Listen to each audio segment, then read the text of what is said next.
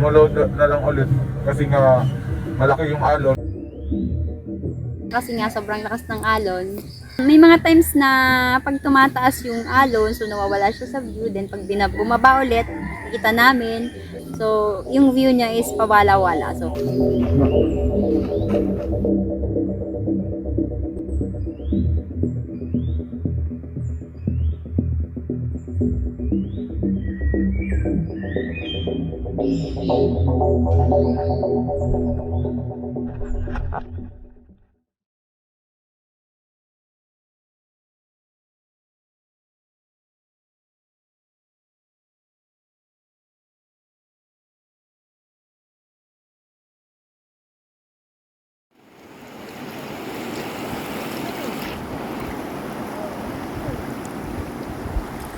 So this river paddling gave me a good experience on waves riding on a paddleboard.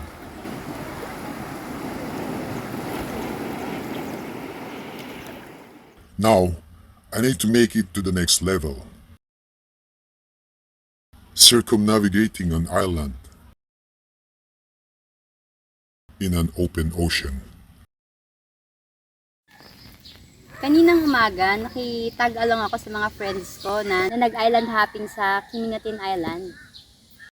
Para lang kita yung ganda at mapil yung relax. Magandang view ng Kiminatin. May kasama kaming isang guest na si Pinoy Geek Adventurer na may dala siyang paddleboard. Nagulat ako kasi sumuot siya ng red mask na ganito. Then, yun nga. Okay din tong si Kier kasi dahil siya ina-assign na mag-film kay Pinoy Geek Adventurer. Nagtanong ako kay Geek Adventurer kung may ibang mask pa siya. So ngayon, ito yung pinairon niya sa akin. Mahihayin kasi ako eh, kaya yun. And dahil nga mahihain itong si Kier at itong si Pinoy Geek Adventurer ay kilala sa pagsusot ng iba't ibang klase ng superhero mask. So hopefully, my ninja friend would be able to document my paddling on the remote island of Kiminatin.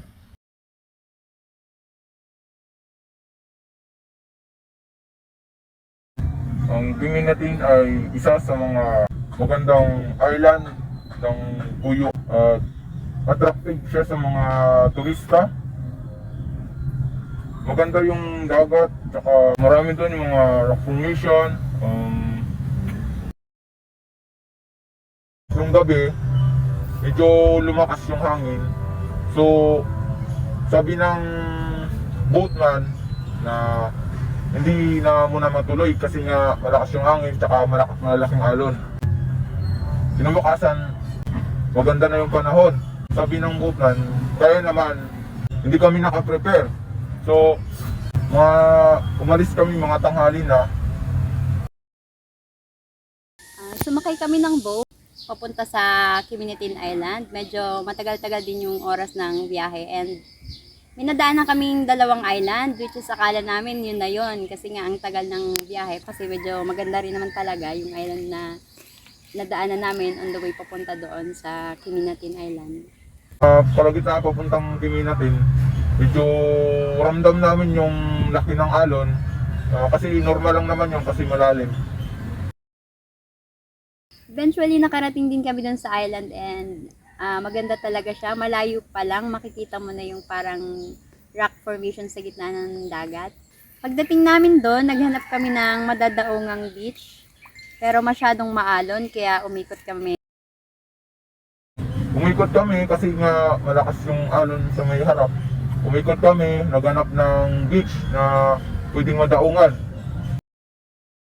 So, yun nga, pagdating namin doon, ang ganda ng rock formation, yung dagat na malinaw, tapos mga puno, magaganda. Sobrang attractive talaga yung. And then nag-lunch kami. Then after lunch, nagplan itong si Pinoy Geek Adventurer na ikutin yung buong island gamit yung paddle boat niya. And susundan siya ng boat at nandun yung mag-film sa kanya si Kier.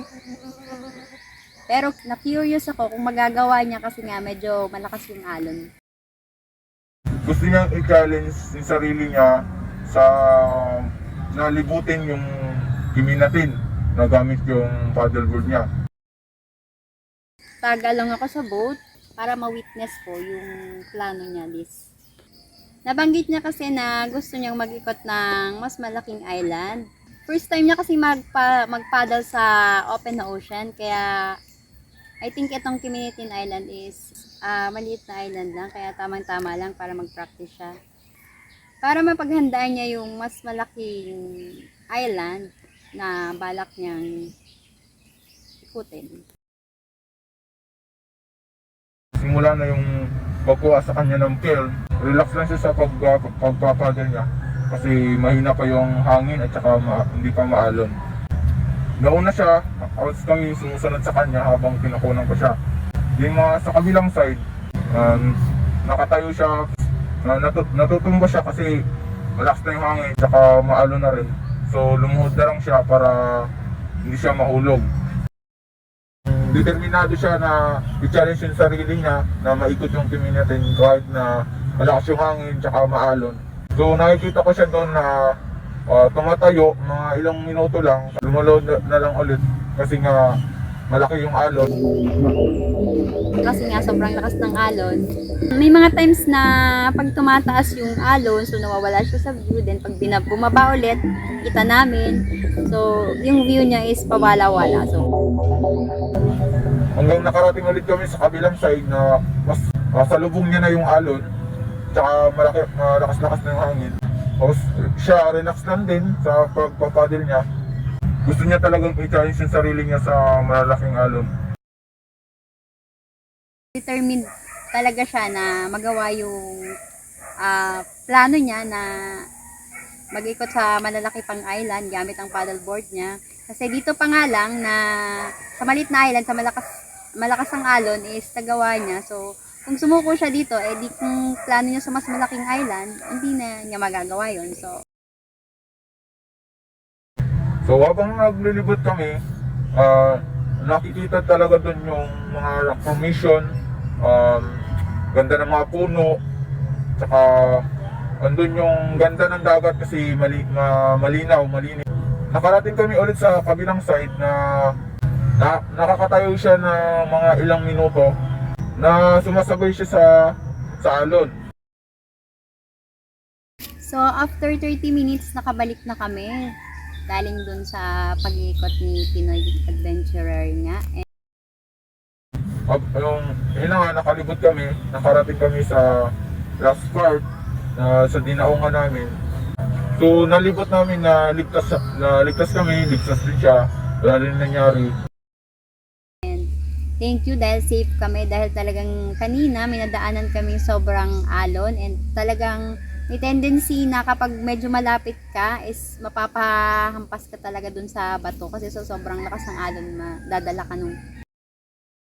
Nagawa niya yung challenge niya sa sarili niya for today and looking forward ako sa mga susunod niya pang challenge na gagawin. So aabangan ko siya sa mas malalaking island na balak niyang ikutin at i-challenge ang sarili niya sa pagpabadal. So, overall, nag-enjoy naman kami dito sa Kiminitin Island and makabuluhan ng araw na to kasi marami kaming na-accomplish for today. Alright, it was a... Wait, let me fix my helmet. So it was an awesome experience paddling on an open ocean for the first time. So join me next time on my paddle circumnating a way bigger island.